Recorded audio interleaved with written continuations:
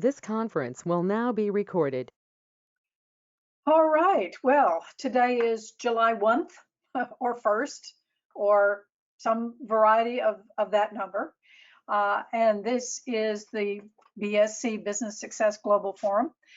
It's really a global forum, lean coffee kind of mixture today. And Jimmy Tao was saying how much he likes coffee, but he's not sure that this has anything to do with coffee. But we will let Dave tell us about that because he's really going to be our host.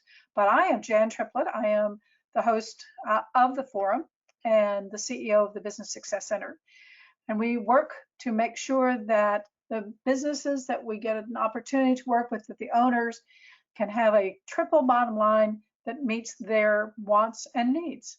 That it is not only improving their triple bottom line by balancing profit, but also including care for people and the planet.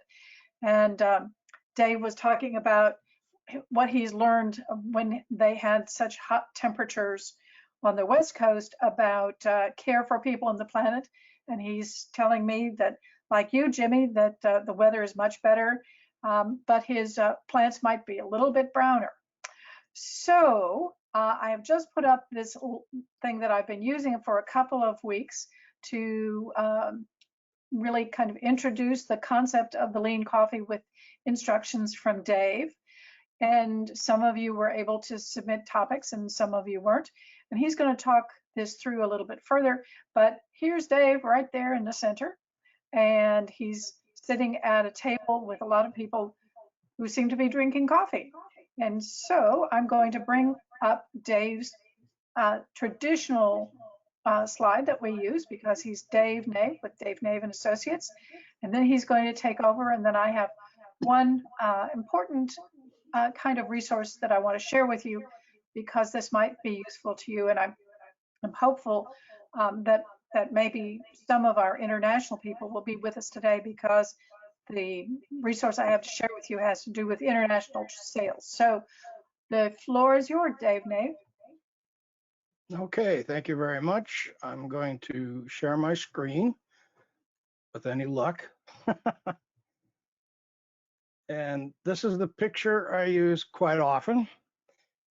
This was originally started in the Seattle area by a bunch of software programmers that were trying to figure out what does lean mean to the software development industry. And as you can see, it is held in a coffee shop. And that's because Starbucks is up here is prevalent and coffee shops are where everybody meets to do business. So this is a coffee shop in downtown Seattle. It has a nice little space for meetings. And as you can see, it's a bunch of consultants because we all use Post-its. And we used to meet every Wednesday before the COVID thing happened and have this nice little conversation for about an hour and a half. And this is going to be my attempt at doing this online and remotely. So hang on, there's a few rules that are changed. Let me go through the process first. And it's a 7-step process. First, we set up the table. I've already done that for you. And explain how lean coffee works. We're going to do a little introduction, which is you got 15 seconds. Tell us your name and company and 5 seconds of what you do. We're going to go through developing topics. This is usually done quietly, and everybody has a pad of Post-it notes in front of them with a marker, and they just write down the topics they would like to talk about today. Once everybody's done, we do that for 2 or 3 minutes. Once that's done, we give everybody an opportunity to explain what your topic is, because it's hard to write everything down in one Post-it. So there's always more information that's needed. And then once everybody has explained, go around the table, everybody's explained what their topic is, what they want to talk about, or what the situation is that they're interested in learning more. And by the way, this is actually a process for tapping into the knowledge of the people that sit around the table. Inevitably, there's always somebody that has experience with whatever topic you want to talk about. And it's always fascinating. Sometimes it's a very interesting and lively conversation. After we're done pitching the topics, we're going to vote. We're going to give 2 marks each, and we're going to have to do that in our chat in the chat room, because usually if it's physical, you just give them markers and away they go. And then we're going to prioritize the topics. So the people that want to talk about this topic, the most people that want to talk about a specific topic, we talk about that first. And how we do that is we go through a first round. We go through a round. Usually 5 minutes is the first round. And at the end, somebody's got a little phone or something that's got a tone to it. And Jan has been kind enough that she's going to be our timer. And when you hear the noise, don't stop talking. Don't do the conversation continues with whatever's going on. We usually use a hand signal. A thumbs up is, let's talk about this some more. I'm going to say we're going to have to do this in the chat box, and it's going to have to be a plus. A thumbs down is, I've had enough of this topic. And sideways, a thumb sideways is, I don't care. I'm unsure whether I want to continue or not. And then we do another round of 3 to 5 minutes. When there's enough down votes, thumbs downs, we usually say, that's it. We're going to move the topic off of the discussing into the discussed, and we're going to move the next priority topic in, and we're going to start all over again. About 5 minutes before we quit, we usually stop, even if we haven't talked all the topics. You know, it happens every week. So if people are really interested, they can always come back next week and present the topic again. And we'll, for the last 5 minutes, we go around the table, see if anybody's got a takeaway. Do they have anything, any great insights? And passes as a perfectly acceptable answer. And that's fine. That's great. Hang on a minute. I got to chat. Oh, okay. And did I forget anything off you guys? No, but I think, Any Dave, questions at this point? since there's so few of us, let's go ahead and show our cameras. Show what we look like, and that'll make your up and down a little easier. Well, So, no, show your screen. let's just, Nope. yeah, you can do it. You can do it in the chat box is what I was going to figure out. Okay. Or go by. Okay. I just came in from doing yard work, so I'm not in very good shape. All right. Fair enough. Okay. So let's go around the room, and I cannot see who's here. Oh, there we go. And give us just your name and the company you work for, and just a little bit about what you're involved with. And I'll start. My name's Dave Nave. I'm Dave Nave and Associates. I'm a management consultant, and I approach it from the trusted advisor type perspective. See, Jan, you've already done yours. Geneva? Hi, my name is Genevieve Walsh, and my husband and I own and operate Walsh's Remodeling. We specialize in the remodeling of kitchens and bathrooms in the Charlottesville, Virginia area. Okay, thank you.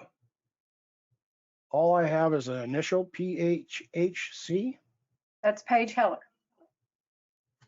Hi, I'm Paige Heller. I am the CEO of Endpoint Security. We are developing a technology for securing wireless networks. Okay, thank you. And I think JT is Jimmy. Hi, good afternoon, everyone. Jimmy Todd, representing the Legal Shield. What we do is we help to protect and grow small businesses. We are able to work in all 50 states of the U.S. and all territories and provinces of Canada.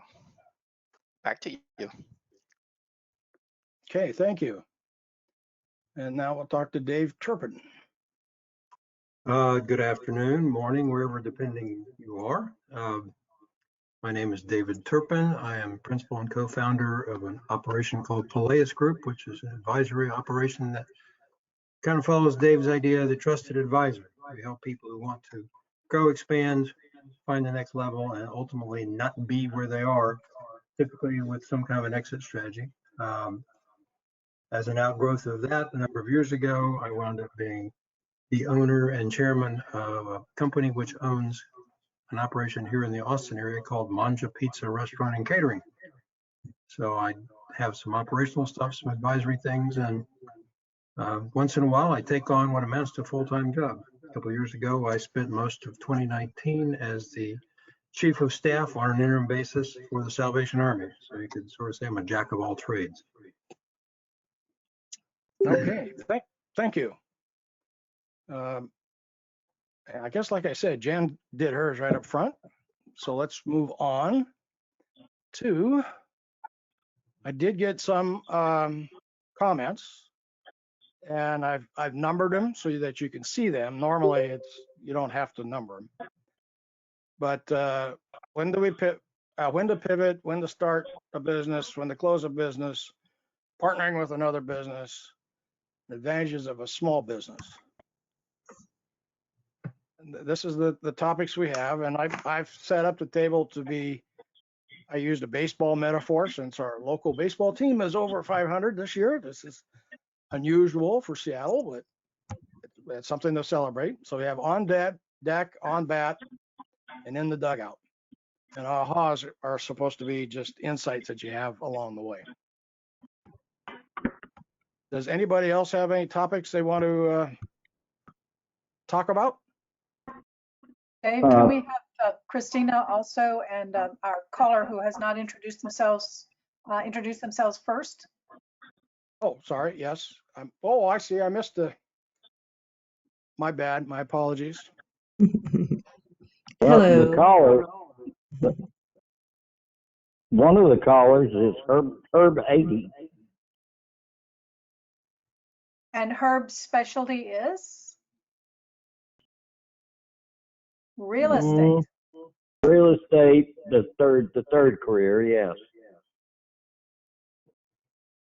And he is a great person in terms of connections. If you need anything, he is very knowledgeable. And Genevieve, he'd be a great person for you to connect to. And then there's Christina. Dave? Yes, Christina. Hello. You unmute yourself. Say hello. Hi, can you hear me? Mm-hmm. Oh, Can now. hello. And what are we introducing ourselves as? Well, just tell us your name. Oh, my name is Christina Coarts. And who do you work for or with, or what? And Well, briefly, what do you do in 15 seconds? okay. I work for the Department of Defense, but due to COVID, we have been laid off. And so I've been doing some little work from home, some support administrative, trying to see what a startup business looks like. All right, thank you. So now, Dave, would you ask your question again? Because I think we've got everybody who's here now. Okay, sorry about that. And the question is, do other people have topics that they'd like to talk about and vote on? And I will put them in the up on the screen so you can see them. Would you please tell me how to get to your screen? This has been misery getting through to this right now. Do I just go to BSC on a website? You should be on go to meeting. Herb, try seeing if you're on a phone. What you need to be able to do is to share,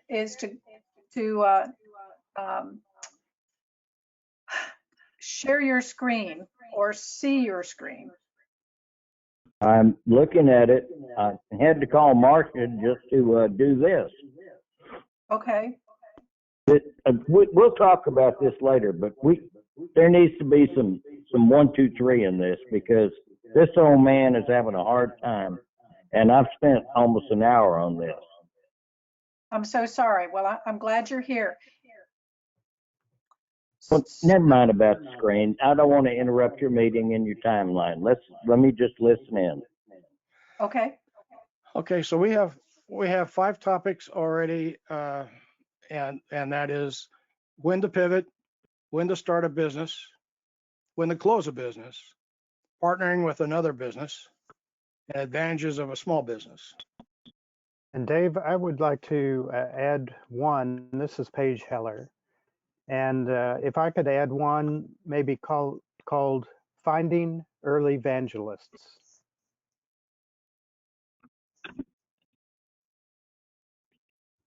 Oh, Early you're gonna find out I Evangelists. can't spell. No, it's all one word. It's in the chat.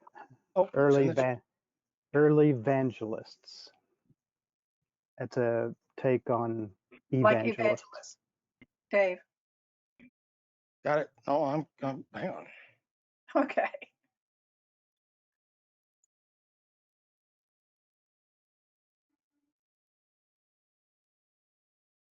That's it. That's close enough. That's good. Does anybody else have topics?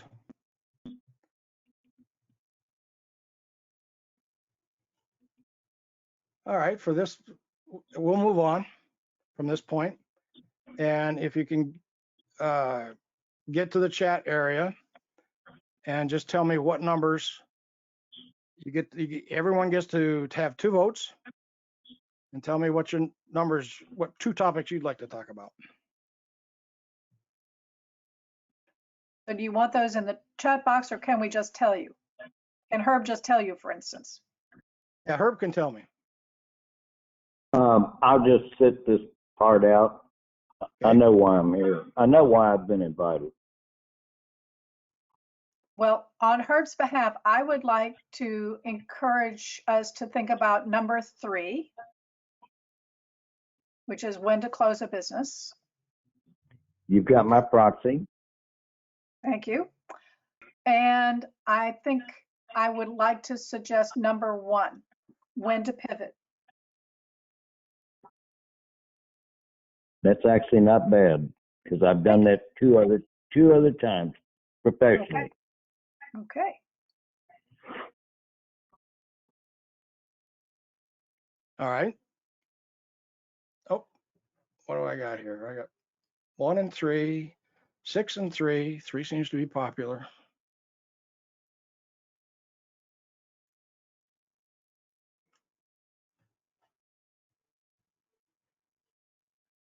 Is everybody able to vote in the chat box except Herb? Christina, were you able to vote?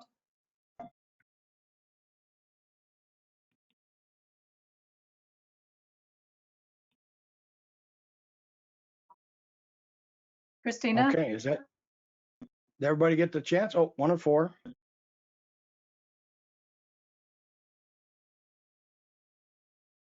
Hang on. Yes.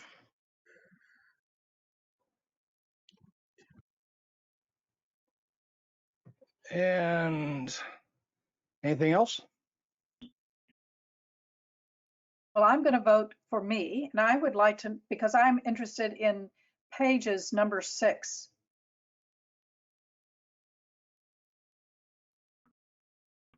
Okay. And I'm also interested in number 2 because I'm hearing on in the news and reading things about, so many people starting a business instead of going back to work. And so I'm interested to discuss that issue. Did you vote, Dave? Oh, no, I didn't. Yeah, really. I want to talk about 5 advantages of a small business. I don't think that one's put out enough. And yeah, when to start a business. Okay, those are mine. Anybody else?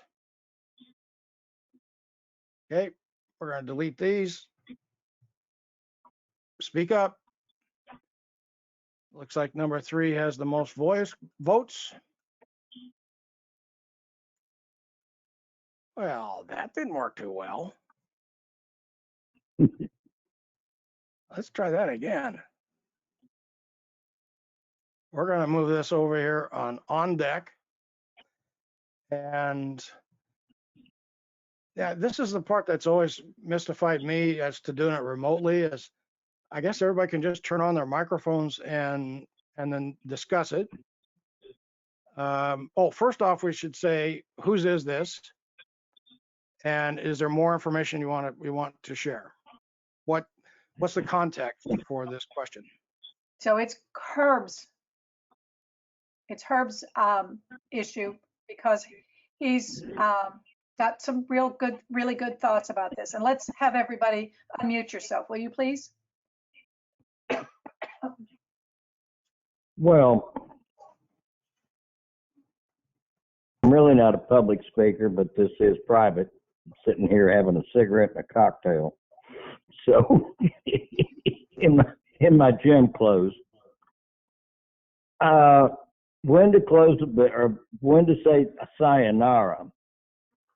In my case, I've been injured, like crippled, and I've been a real estate broker, not just an agent, but a broker, and I've been in the business for 23 years. And sitting here for the last 5 years, it's finally become clear to me that without being around my city, and all real estate is local, that is an old saying, we should all know that I don't know what all the new subdivisions are, pricing, activity, trends, that sort of thing. And also, it's no different than being an athlete and knowing how to play your game. And I finally and Jan knows this, I had to come to the sad conclusion, just about maybe, well, it's close to tears while I've been there.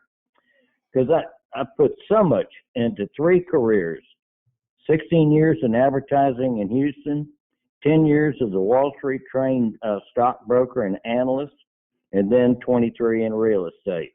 And I took it all very seriously and myself very seriously.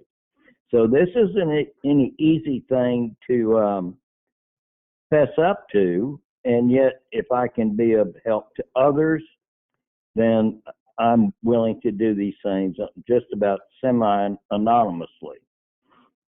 I had to face the mirror and say, you don't know your city.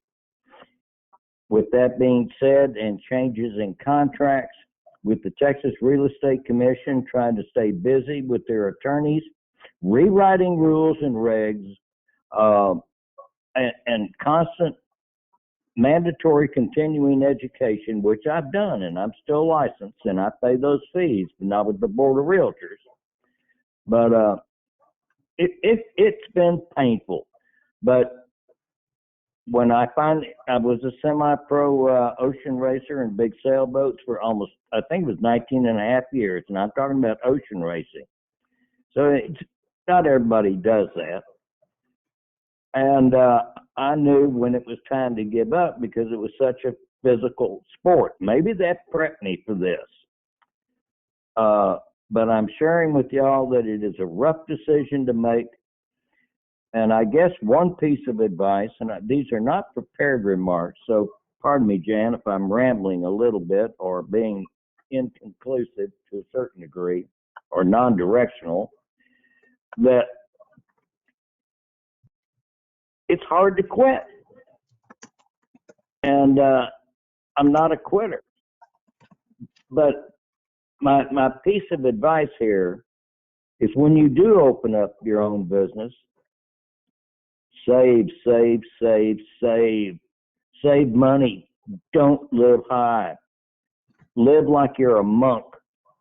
Your employees think that you're a rich man, and they assume that. And by the way, during this 23 years, I owned a convenience store at Tahitian Village in Bastrop for 4 years, 7 long months. But I parlayed a $52,000 investment in April of 2006. And thank God, December of 2010, I sold the thing with one phone call. I called a business broker, and the place had gas tanks. And the new Americans just love convenience stores, and they think gasoline is God. And I So Dave, left the we're boat. now at 5 minutes. do we Uh, do something now? Hang on, Herb. You're our guinea pig as we get this started. Did I do the right thing to tell you we're now at 5 minutes? no, Okay, we're ma'am, at I 5 didn't. minutes. I didn't. Well, Would you, quickly, I left the closing table with $252,000. And I parlayed that into other things or another thing. I am okay financially, but save money because the government's not going to really take care of you. And Herb, Okay. that's But really important. The way that this works is that you set the tone for this, right, Dave? And then we discuss it. that's the way it's supposed to be, yes. Okay. So So let's, go ahead, Dave. do other people, let's have a plus or minus in the chat room. Do we want to continue with this topic? Hear from other people? I'm not online. I don't know. That's fine. Okay, we've got a couple of pluses. So does anybody else have any thoughts on when to close a business? How about during a snowstorm? I think this is Dave Turpin, excuse me. One of the things we might want to kick around is, what are your criteria for closing a business? Just because life is tough? Or to quote Herb, you simply don't have access to skills or physical capacities or knowledge base? Are these things that can be reacquired, or should somebody just say, I can't do this anymore? And then the second question is, do you walk away or do you get somebody else to kind of step into your place and see if you can salvage some more from it? The type of business I've been in for the last 23 years is basically, it's a service business. So there's no shop to open or close. There's no lease to negotiate. In my case, most of us work out of our homes. So I'm not germane to what somebody that might open up a wine shop or whatever, a brick and mortar store. But I had to, every man needs to know his limitations. I have sadly met mine.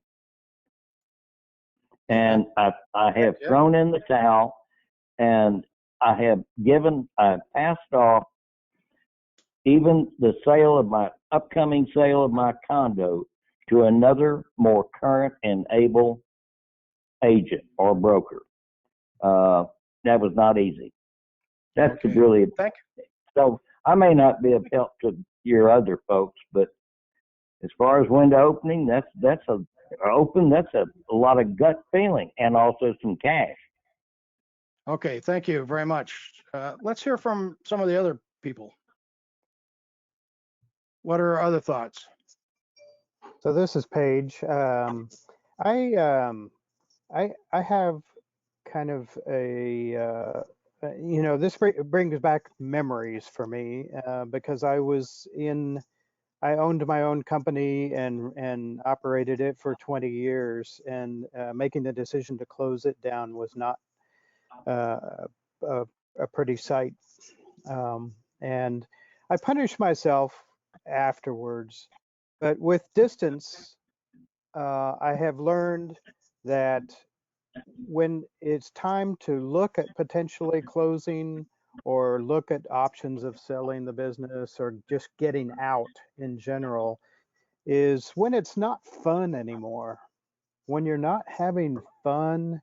So, I mean, there are challenges that bring you down occasionally, but when it's just dreadful to go into work every day, or you just are not accomplishing what you need to accomplish, it seems to me like that's a trigger.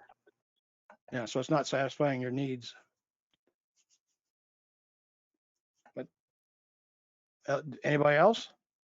Well, let me add to that, or you can't satisfy other people's needs, and you can't live in a fraud that I know more than I do now.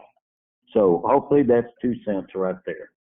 Okay, Yeah, thank you. that's true. And I think the distance that I have between my making that decision and today really makes me realize that I was punishing myself for nothing, because it was actually a good decision to close when I did. That's helpful to know, Paige. Thank you. Is there anybody else have any thoughts on it?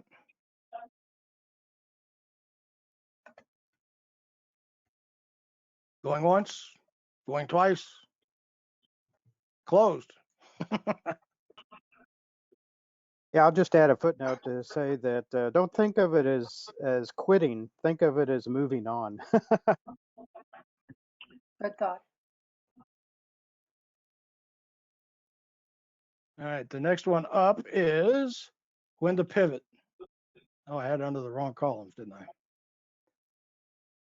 And whose comment was that? That was mine.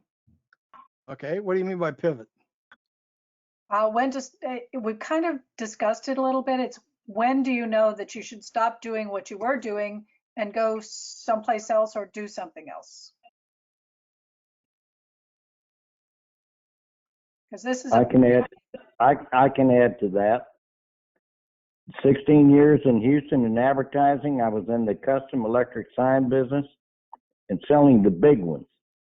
And I just finally reached a point where I wasn't using my college education to my greatest benefit. And that's when I went on to Wall Street.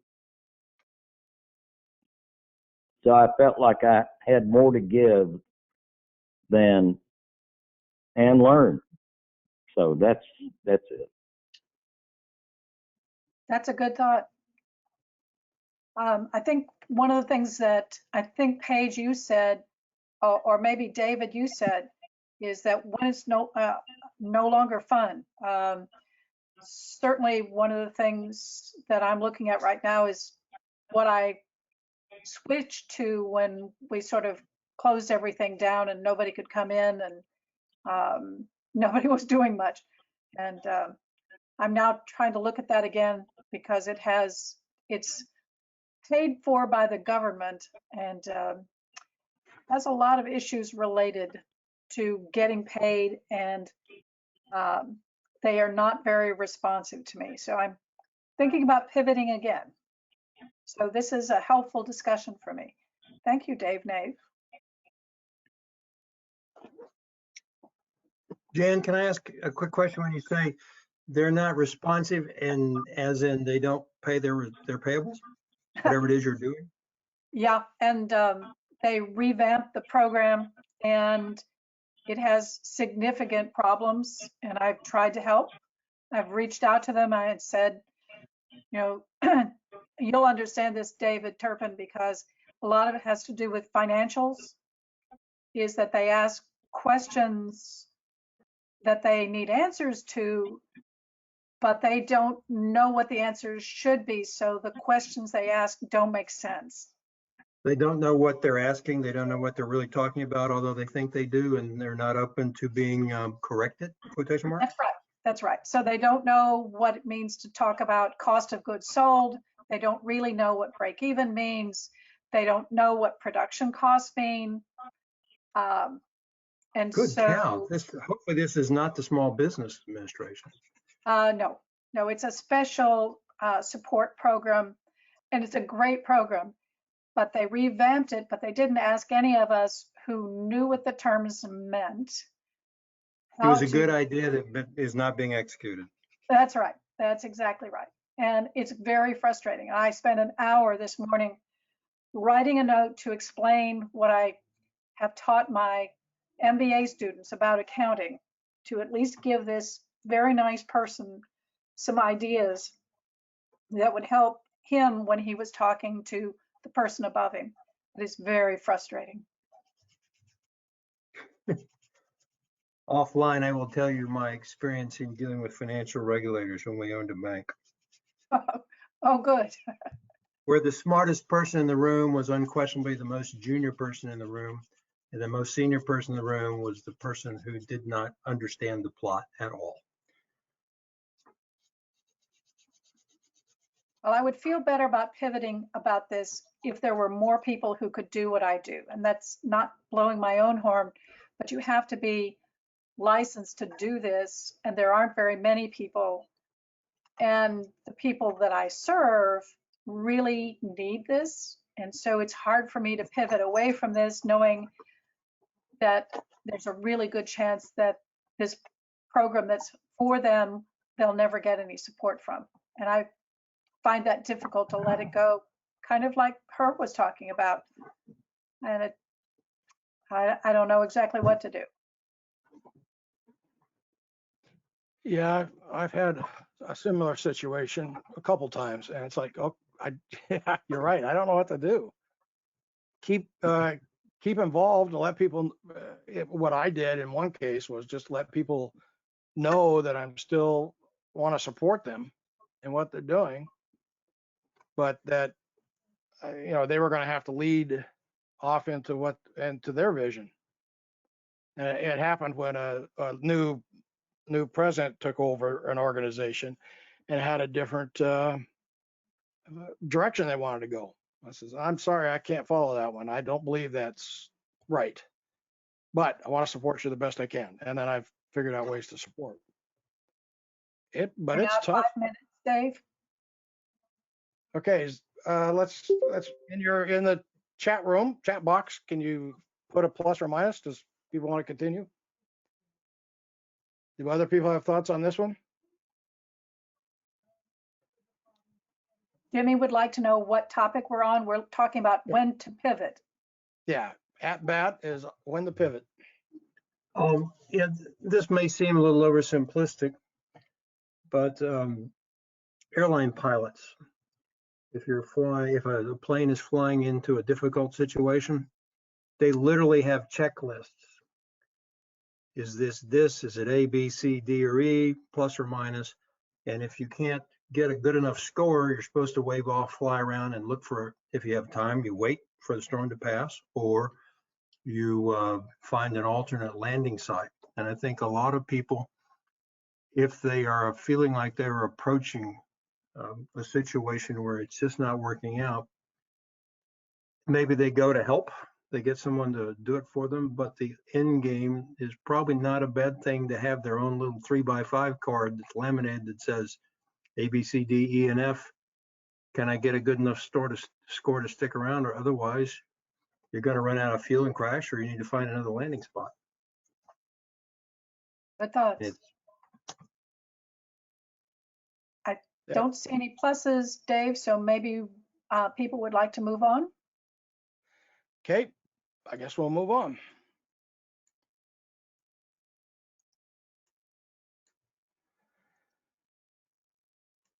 And we have two with number 2, so I'm just going to pick the top one. I call that batter's discretion. How's that? Finding early evangelists. Paige, I believe that was yours, right? Yep. So probably we could use a definition here. Early evangelists are a special breed of customers willing to take a risk on your startup's product or service because they can actually envision its potential to solve a critical and immediate problem, and they have the budget to purchase it. Unfortunately, most customers don't fit this profile. So this is actually from 4 Steps to the Epiphany by Steve Blank. And the concept goes on to say that you should design your product for the early evangelists, not for the masses. And that is to get traction in sales, basically. But my question is, how do you find the early evangelist? Paige, this is Jan. Is this the same thing as early adopters or different? Yes. It is like early adopters, except that the concept is expanded a little more in that these are people who are likely to tell the story and get you more traction.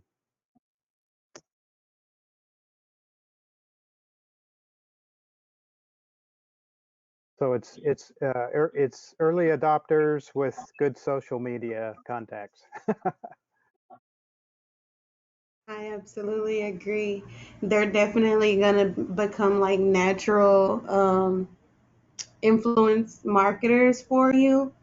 That's how a lot of my traction was gained through my early evangelists. Oh, sorry, my name is Shay. Please introduce yourself, Shay.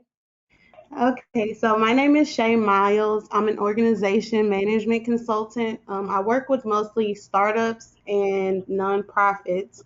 That's actually how I got started. It was through like I was working for a nonprofit on a volunteer basis, and they kind of became my early evangelist, and they market for me. So now I'm having to pivot and learn to market for myself. But before, most of my marketing was through, referrals that came from the nonprofit I was working for. And where are you Thank you. located, Shay? I'm in Tulsa, Oklahoma. Glad to have you so much. It's going Thank on in you. Oklahoma, and nice to have you with us. Thank you. Thank you. Well, I can answer that. For one thing, under promise and over deliver, and also know how to sell. People do business with people they like. Develop a personality, a persuasive personality. Every business owner is a salesman in this regard of what we're talking about. Now be quiet. No, those are good points, Herb. Please don't be quiet. I am. Nave, I wonder if Christina would like to add to that conversation, because she's doing some interesting new things. And certainly, if you're starting a business, you have to find the first sale. Correct. Well, thank you. That is correct because I wasn't quite sure about finding um, your evangelism. I wasn't for sure if that meant going out to solicit business. And you're right, we always try to do business with individuals that we know.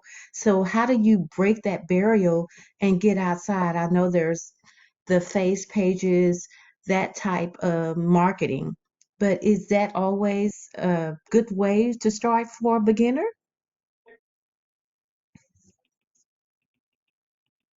Good question. Anybody else have any comments? I think younger people, and that lady sounds younger, a lot younger than me, are faced with a different kind of challenge than I was in the beginning of my business life, because we actually had the yellow pages, and now we Yeah. got this BS. We got this BS called the internet, which is one obfuscacious piece of crud, and it's a trap, and it's offensive. So, but it is a real challenge for younger people. Uh, it's an observation. I have no solution there. It's just an observation. Yeah, don't hold back. Tell us what you really think. Hey, Time, Christina, this is Mhm. Jan. times change. Christina, I started by finding a couple of people that I just like to talk to, and kind of formed alliances with them. And that might be a good thought for you, because I think it's Okay. people we know, but it's also people we trust. When Mhm. you're first getting started, you want to know that they will protect your reputation. And that's kind of one of the issues I'm having with the pivot issue is they want me to do things that I don't feel comfortable doing or saying. And Mm. so I would rather find my evangelist with somebody that I can relate to and who kind of feels as I do about the importance of small business. So just a thought. Mm. Very good. Thank you. Thanks Good to comment. all. Yeah, there's also the other saying that says people won't care until they realize how much you care. Yeah. So, So we're past our 5 minutes. Dave Nave. Kate, you want to keep with this one or you want to move on? Anybody? Might as well speak Very up. good. So, We Chet, could thank you. move on. Okay, we'll move on. So we're going to talk a little bit about, have a conversation about when to start a business. Hey, Right. Matt, look, I just had a thought about this, and I'll make it very brief. Now, once again, when in living in a huge city like Houston, the fourth largest city in the country, or it doesn't even matter if it's Taylor, Texas, never take the same route to work or home twice. Always go a different route because you'll find out how your city is growing. Remember I said earlier about I don't know my city anymore because I can't get around, but I never went the same way twice. I learned that from a marvelous sales manager in that city, and I found out what was happening in my city. And now whether you're selling some IT product or something esoteric, accounting, I don't care.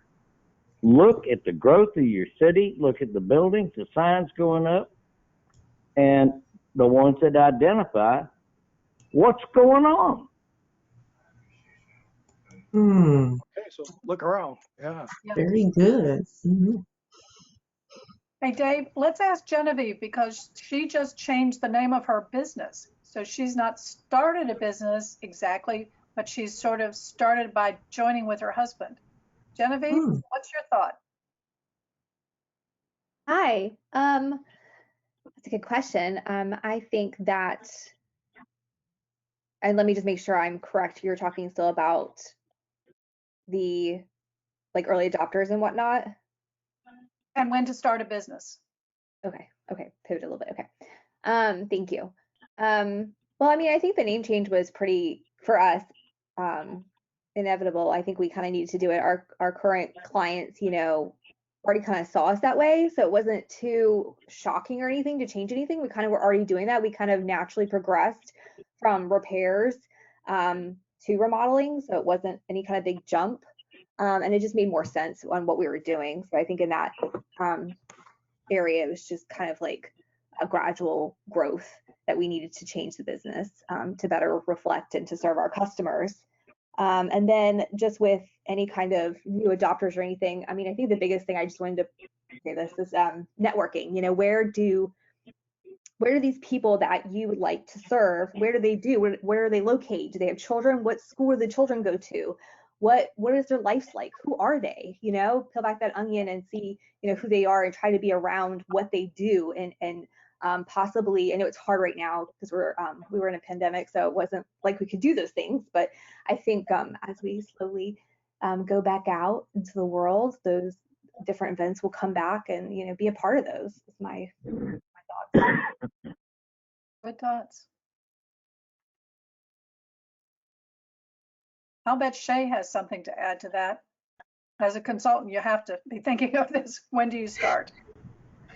I definitely, sometimes what I've seen lately is it's all been kind of accidental. They've actually, I'm into the internet a lot, and I work with I network, I'll say, with a lot of tech startups, and a lot of them are starting businesses out of necessity. Maybe they found an easier way to do something that they were doing at work, or they were freelancers, or even I've seen a lot of content creators kind of start, their businesses through that.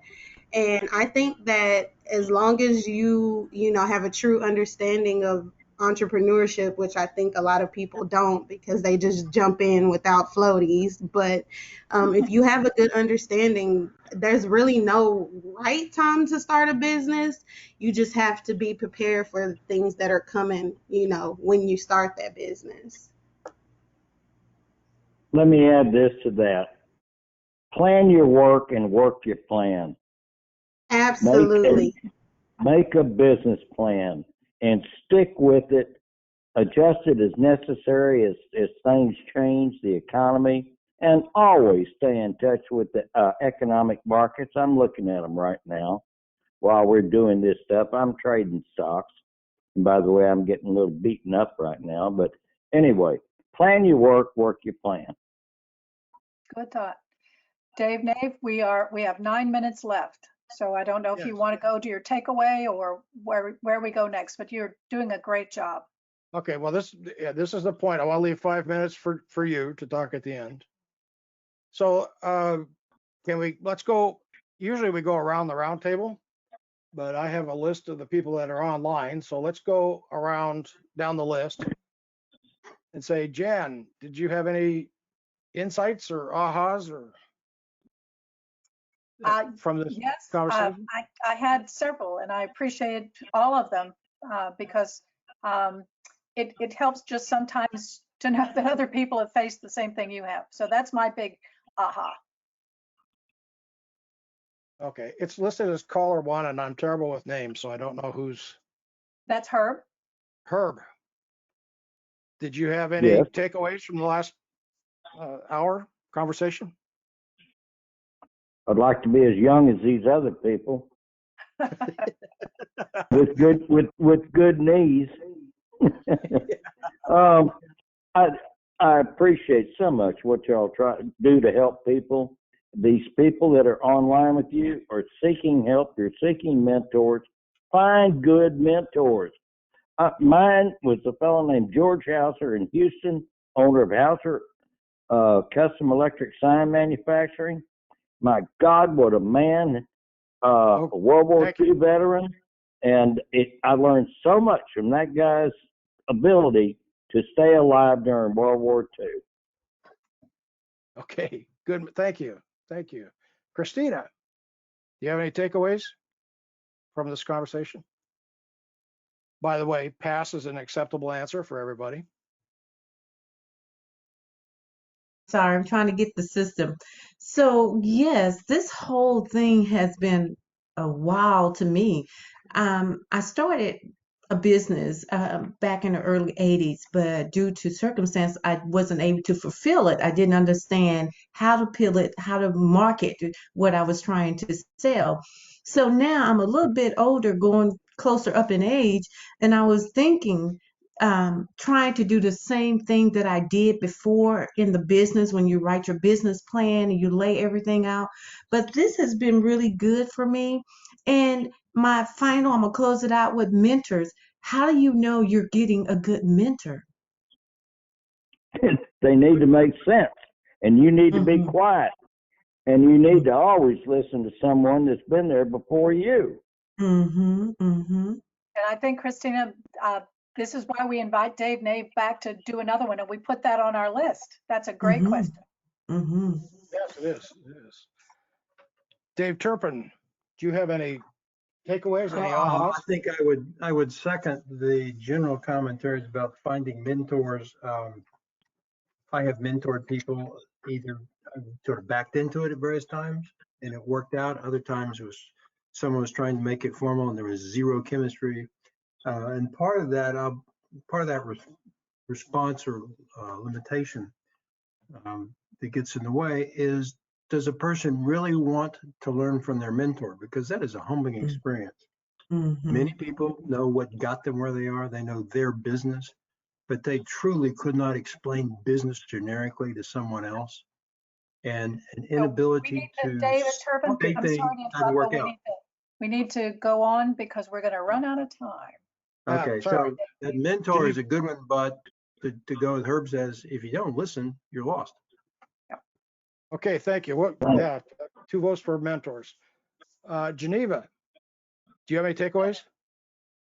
Hi, yes. I mean, I think everything today was really interesting. Being most likely the most inexperienced person here with business, and I'm learning every day and finding out new things every day. It's great to hear everyone's personal experiences, the highs, the lows, the troubles, the things that you've encountered that I haven't. So I know how to better handle things in the future. So thank you for everyone's comments and tips and tricks and everything that they've added to the forum today.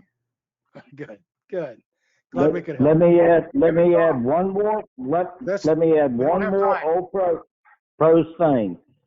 Successful people make it a habit of doing the things that unsuccessful people don't want to do.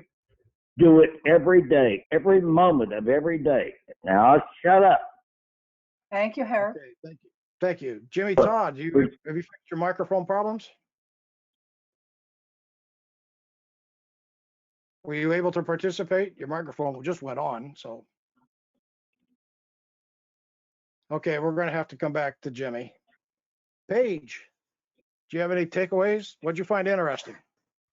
So my takeaway was taking something that Herb said about never going the same direction twice to work. I think I'm going to apply that virtually, and I'm going to look for early evangelists in new and different ways, maybe through committees or something of that nature. Yeah. Oh, very interesting. Very interesting. Thank you. I think Shay. we didn't get Shay. Okay, so I definitely love the advice that Herb gave about, sticking to your plan. Sometimes, like with this internet age, it gets, you see what's going on around you and it makes you want to kind of stray away from it. I think it's very important that you stick to it. So I love that. That was just a confirmation for me. Okay, Thank thank you. And we'll go back. Let's call it quits now. We'll go back to Jan. And Dave, you get the last word about your takeaway. Oh, my takeaway is, to be quite frank, this virtual process worked a little better than I expected. I also forgot to mention a few things at the beginning that I'm going to have to put in the presentation.